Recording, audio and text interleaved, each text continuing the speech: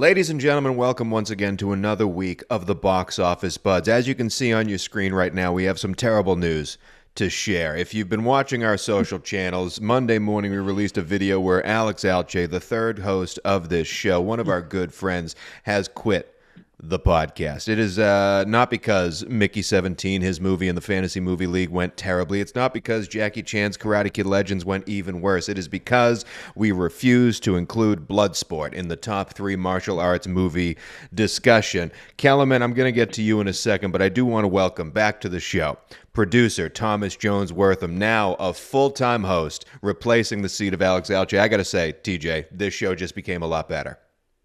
Welcome aboard. Thank you so much for having me. I'll do my best to reach that high bar he set. If you want to call it high, it's definitely a bar. It's definitely a bar. The bar is Kellerman, there. do you have any regrets that we lost Alche due to his thoughts on Bloodsport and our refusal to add it to our list? No, I believe that was a terrible take on his part, and he really died on that cross. And his team died on the vine with Karate Kid Legends coming out and doing so poorly at the box office. 21 million domestically worldwide. That easily hit the under set by producer TJ. Kellerman and I get another victory. I'm now leading in that race as I am leading in the overall race, the defending champion of the Fantasy Box Office League. This is the first time watching this show. We are virtual for the first time doing this show. Might have a little bit of kinks along the way, but we're still powering through here. We are all in a Fantasy Box Office League created by one of the hosts of this show, producer Thomas Jones Wortham. We pick 5 movies coming out every calendar year, and whoever makes the most money in the worldwide box office wins the league. And today's show is talking about the next 8 weeks ahead, because the summer is going to determine who is winning this league. Kellerman started this year out with Minecraft as the major player on his team, taking an early lead. But as you can see on the standings on the screen right now, Dangles, thanks to Mission Impossible, has retaken the first overall spot, and yours truly is bringing up the chase right now as Lilo and Stitch burns through theaters. Second week in a row where it's number 1 at the box office. TJ, you have yet to congratulate me on such a good pick. Yeah, I mean, I've taken a step back from conversations regarding the league after Thunderbolts did what it did. It really took a bit of the wind out of my sails, and I just, know in spirit that I'm happy for you. I don't think it's going to be enough for you, but I do think it's fun for the sake of the league to give you some hits to make it competitive, and it should make things interesting down the stretch. Kellerman, your movie comes out later this week. You're third in the rotation here. You've had The Accountant 2, which underperformed, Minecraft, which shot well over expectations, and now you have Ballerina. Are you looking to reclaim that number 1 spot with Ballerina's weekend? I'll be honest, The Accountant 2 has made me a little uncomfortable, just because apparently you can't rely on like a cool action flick, but this one has a couple more things going for it. I think John Wick is a little bit more relevant than The Accountant ever was, and I think that it's got De Armas in it, who is beautiful, and a new female, I was going to say superhero, but actions hero could, I think, really do well. So yeah, I'm hoping that it keeps me at the top, or puts me back at number 1, I should say. We will be previewing Ballerina in tomorrow's episode, going through the over-under and how it will do opening weekend. What are Kellerman's chances to retake that lead? But first, we have to sort of say goodbye to not only the weekend that just happened, to Alex Alche's hope at winning this league and be coming back on this show with how bad Karate Kid Legends does. But also, we have to say goodbye to my first movie. For King of Kings, the animated story of the life of Jesus Christ, life and death and life again of Jesus Christ. It is officially done making any more money in the theaters. I believe it ends with 66 million worldwide, 60 of which was made domestically. So like every movie that ends on our league and on this show, we like to say goodbye with a little bit of gravestones. In the name of the Father, the Son, and the King of Kings. Charles Dickens tried his best, but at the end of the day, there was only 66 dicks in the bank. Mm. And it's not enough to bring home the bacon for yours truly. Maybe we will rise again with some dragons on the horizon. But it's sad to say goodbye.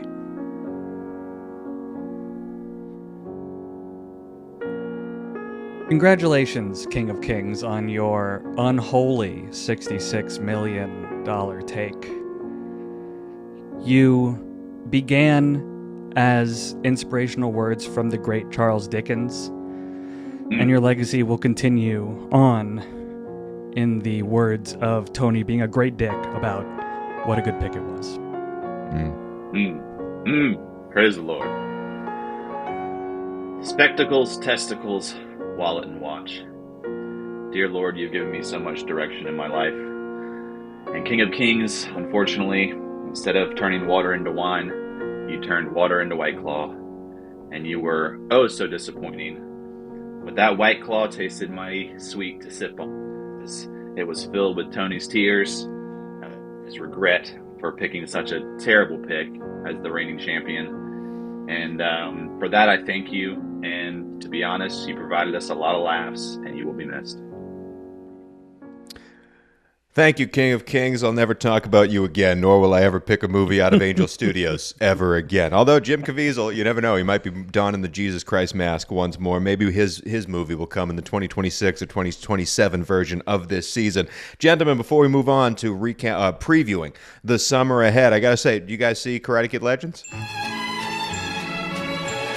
The summer movie slate. 8 weeks of summer movies are coming up. This league that we play in, the Fantasy Box Office League, again, the most worldwide box office at the end of the year, between 5 movies and a 6th very special indie movie. It's going to be a very interesting 8 weeks, 2 months, because it's going to change the look of this league completely. You've seen the standings already. You see that Dangles leads this league with barely over $1 billion between, I believe, 3 movies already, Captain America, Sinners, and Mission Impossible. All of us have movies coming out in the summertime. Some of us have multiple movies coming out in the summertime. So, TJ, out of these 8 weeks, we have 11 movies coming out. Will you please go through the movies themselves and who owns them in our league? I don't want to mess up your flow, though. How do you have this? Do you have this sequential by calendar? Do you have this guy owns 2 movies here and there? No. How do you have this? I have it sequential by calendar. And are we going to take Great. a beat to discuss each one, or are we just breezing through them? I say breeze through the list, and then we'll go back. Okay, great. So starting off, coming up right this weekend, we got the Ballerina, my man Kellerman, the John Wick spinoff with the amazingly talented Ana de Armas that we're all excited about. Give me a big hitter, baby. Yeah, we'll see. Make up for what Accountant 2 didn't do. It'll get me back in the theaters. I'll be there. The week after that, the 13th of July, we have Tony's, I would say his other big hitter as well, next to Lilo and Stitch, which is the How to Train Your Dragon live action, which I've been seeing absolutely everywhere. Promotions at the theaters all over town. That seems like it's going to be a big hit. Then we have the question mark of a movie on the 20th of June with Pixar's next effort of Elio. Owned by Benjamin Rosen. Now, okay, we'll go into more details later, but we'll see. It's original Pixar, not a franchise, so we'll see how that does. After that, we have a movie I believe that we're all pretty excited about. The same weekend, so what a double feature this would be with Elio and 28 Years Later, owned by Dangles. That would really be the contrast of tone. A 28 Elio. Ooh, that's not bad. That's not bad. That's terrible. What are you talking about? That was a terrible pun. I mean, for a first attempt off the cuff, not bad. After that, we got, I think, what could be a sleeper hit for somebody, and that is Megan 2.0 on the 27th, owned by yours truly, producer Jones here. First one made a boatload of money. They know their market. They know their niche. They know how to market that thing. So I think that should be a nice little $300 million movie for me. We'll see. And then 300 million. Yeah. The second one made, the first one made 200 million. The second one made 200 million. Keep going. Maybe even more. I got to double check. after that, arguably the biggest question mark that you two both have a massive vested interest in, and that is the cheese pick of F1 on June 27th. Yes. Arguably the most divisive pick of everyone. Kellerman has an entire fan base at his throat online for his Yes. his knowledge and understanding of audience participation. We'll keep Doesn't it look good. moving. Sorry. We'll get back to that. The crown jewel of my entire team on starting off the July 4th weekend. Interesting to mention, it comes out earlier in the week rather than on a Thursday. So it comes out the day before that. So movies are just coming out early and earlier. That's the new Jurassic World Rebirth with Scarlett Johansson. Should be a international guaranteed billion. We'll see. After that, the movie I personally, league aside, am most excited about this entire summer is the I Know What You Did Last Summer reboot that also comes out that weekend. Um, Worth mentioning too, might get back into it. That's part of the indie category, so its total Yep. box office will not go towards mine, but still exciting and has ramifications for the league. And then, boy, we got some big heavyweights here at the end. On July 11th, we have Cheese's Last Chance, Humanity's Last Chance, the DC Universe's Last Chance, Warner Brothers' Last Chance, James Gunn's Last Chance, and Superman Mm-hmm. coming back. That's gonna be a big one. Zack Snyder has that bar super high, so we'll see if he can meet it there. Then after that, a bit of a question mark. We got two more left on the July 18th. Ben Rosen also has Smurfs featuring Rihanna, which I don't know. The way kids' movies are hitting, you never know. And then to finish it Nah, out, bro. unfortunately, which, this is not so much a guarantee either with the way these Marvel things are going. And we'll get to that in 2 episodes from now. But Fantastic Four rounds out the week of the space of Fateful Eight in the 8 weeks that we're talking about on July 25th, Kellerman's Fantastic Four. Now, that is a banger of a summer movie slate. There will be, my seat will be in a movie theater every single weekend of that summer movie slate. But Kellerman, after hearing that list, other than, of course, the big ones, Fantastic Four, Superman, those are going to be absolute dominant forces at the movie theater. Is there anything that sticks out from that calendar, particularly to that pertains to our league, that sticks out to you now that you're sort of seeing it in front of you? Is there anything that draws a question mark, anything that's like, oh man, the way he said that, I'm super excited about this movie, whether it's yours or someone else's? Is there anything that stands out from what TJ just gave us? I didn't realize that I Know What You Did Last Summer comes out the same weekend as Superman. Is that what you said? Yeah. Well, if you remember, the original I Know What You Did Last Summer is a July 4th movie. It takes place on July 4th, so it makes sense that the reboot would also celebrate the holiday. I just really think Superman. I think since it's been picked, everybody in the league is underestimating what Superman is going to do, including Cheese himself. I felt the same way about your Lilo and Stitch pick and my Minecraft pick. Everybody seems surprised by their performance, and I'm not. And I think Superman is going to blow everything that comes before it away. And anything that comes out at the same time, it doesn't stand much of a chance either, in my opinion. Well, branching off of that, the biggest thing that sticks out to me from TJ reading out all those movies and all those dates is the fact that there are only so many fish in the ocean. There are only so many tickets available to these movies. They are going to eat into each other, and particularly when he said Megan 2.0, whatever the second Megan is called, coming out a weekend after 28 days, years later. And not that that's drawing the same exact crowd, but it definitely lives in that horror thriller world of people going to see fun, R-rated style horror movies. That might eat into each other in a way that Dangles, who has 28 years later, isn't necessarily expecting. Or does it worsen Megan's opening weekend because people are still going to see a movie that I am extremely excited to see in 28 years later with all those people coming back? I'm pumped to see all this work out. Out of all 11 of these movies, Kellerman, which one do you think is going to be the worst movie? Not the worst performing, but the worst movie. And why is it Jurassic World Rebirth? It very likely could be Jurassic World. I only say that because of the previous couple of Jurassic Worlds not being particularly good. However, you know, we are sort of soft rebooting things here a little bit. It has a Yeah. chance. It's not led by Chris Pratt. That could make Yeah. a huge, big difference. Um, but yeah, honestly, out of all of them, that probably is what I think will be the worst movie of all of them. I will say also that hearing he's listing these movies, and I'm like, I'm gonna see every single one of these. They all sound fantastic, but I recognize that not everybody goes to see a movie every weekend. And I think that choices will be made. And I think there are going to be some big losers in there, mixed agree. in with some really big winners. For instance, even for me, like I love that I have How to Train Your Dragon, but How to Train Your Dragon is taking people away from seeing Lilo and Stitch. How to Train Your Dragon will also lose people to Elio down the line, and even, well, I don't know who's going to see Smurfs, but maybe Smurfs is the big surprise because it has no kids movies around it. Could TJ, be. I have a question to you. I know you have Jurassic World and you're banking on that, but take Jurassic World out of the equation. Out of the other 10 movies, who do you think wins the summer? Who do you think makes the most money out of those 10 movies outside of Jurassic World? Man, that's a good question.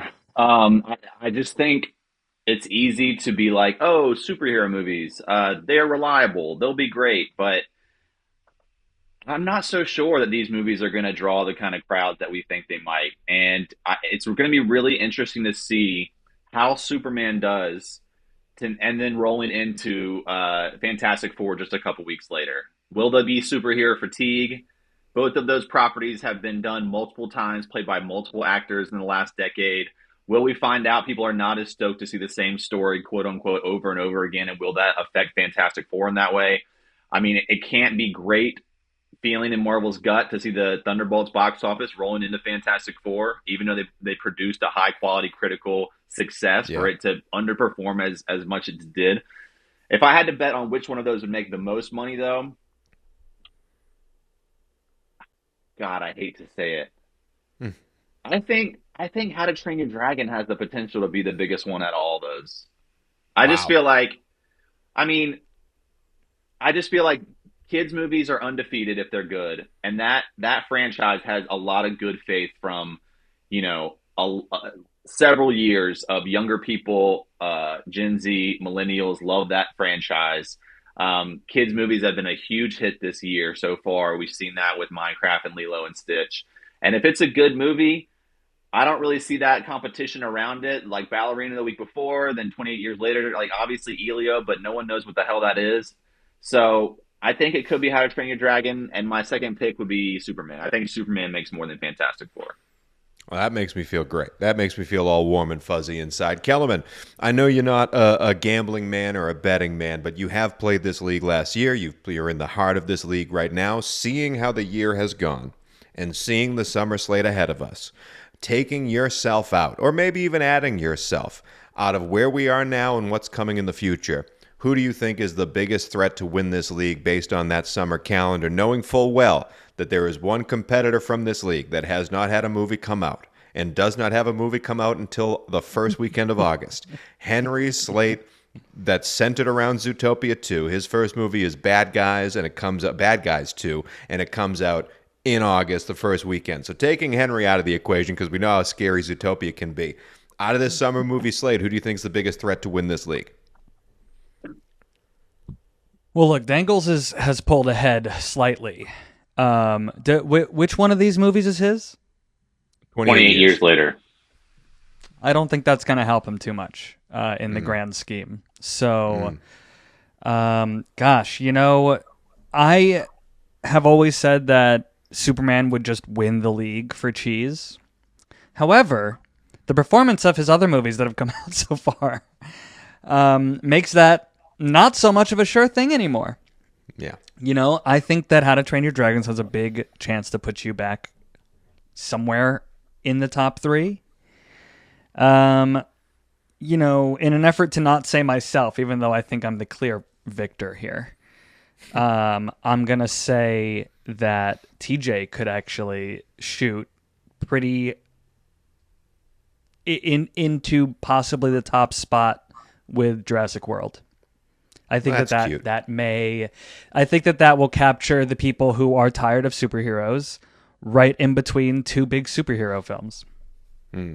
I am still deathly afraid of Fantastic Four, especially with Minecraft doing what it did. To have those two as your tag team is, I think Kellerman is the scariest threat to win this thing. But we'll be talking about Marvel in our last episode of the week, diving into what Fantastic Four can do now that it's surrounded by two real flops in Captain America and Thunderbolts. Could it be the change Marvel needs, or could it be a trend for the future of Marvel? But any last words on the summer movie slate before we kick this forward to our episode coming out tomorrow about Ballerina? Anything else you want to land on the summer here, TJ?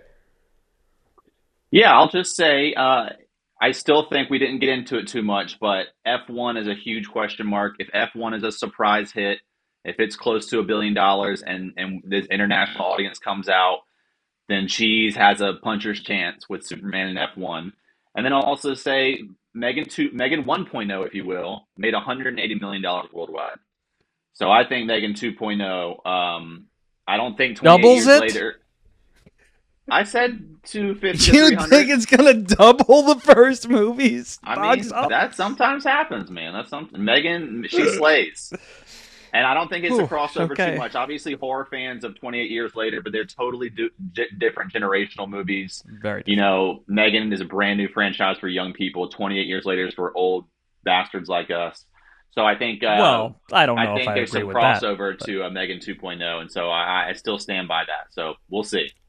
I will say what might hurt 28 years later is the fact that that first movie, 28 Days Later, wasn't allowed to be streamed for most of our streaming lives. Like, it just wasn't allowed to be out there. So it was kind of one of those cult movies that no one was able to see and get that second following in the past few years. So hopefully, I'm excited, but I don't know many younger kids that even know the first movie. Then, and why would they be excited about this one? TJ, I already am counting the Karate Kid Legends to make under $300 million against Alche bet a win for me. So if you want to make a bet about Megan 2 making $300 million, I'd gladly take you up on it because I am hammering that under. Can I get you to 250? No. Hammering No, that under. No, you Not that cannot. far under. Hey, he said 300 early. Did know your limits, Kellerman. He said 300 early. That's all I want to say. But let's move on to trivia, TJ, because we have a trivia 300's question. outrageous. We have a trivia question. Maybe if you add it with Megan 1's box office, you can get to 300. TJ, what is the trivia question pushing us forward to tomorrow's episode about Ballerina? Well, this is going to be two simple questions. Real down the middle here with two choices for each one. And so the first question I will pose to both of you all. Which franchise has made more money? John Wick or The Matrix? Oh, John Wick. I'm going to go with John Wick. Gosh. That's tough. John Wick has made so much money. I'm going to still say The Matrix, though. The answer is The Matrix with $1.6 billion, which I think is interesting because, The Matrix has seemed to kind of dim in the pop culture spotlight in the last several years, but it made some good money, especially Reloaded was like the highest grossing R-rated movie for quite a long time after The Passion of the Christ. I know Yeah, it's that something original else now. trilogy was pretty explosive. Yeah. John Wick has kind of gone up each time. Real quick, what took the title of the highest grossing R-rated movie again? It was probably Deadpool and Wolverine. It was Deadpool and Wolverine. Something that helped me That was win from the last first year, ever Tony. Shut up. Fantasy box office league. All right, second question, TJ. Second question, it's a follow-up. What has made, sticking with the Keanu franchise of it all, what has made more money as a franchise versus a singular film? We're going to go with John Wick versus Keanu's appearance in Toy Story 4. Which made more money, the entire John Wick franchise or just Toy Story 4? Toy Story 4. Toy Story 4. I'm gonna say the John Wick franchise. Toy Story 4, it's hard to say. Toy Story 4 seems too obvious. made slightly more money than the entire John Wick franchise, which I think is a very interesting anecdote. Especially when it comes to picking movies for a fantasy box office league. The kids remain undefeated. You have to have a kids movie. But we're not talking about kids tomorrow, because tomorrow's episode is all about a ballerina that likes to murder people. But that is it for today's episode. Can't wait to tomorrow. And again, Alche will not be back. We wish him well.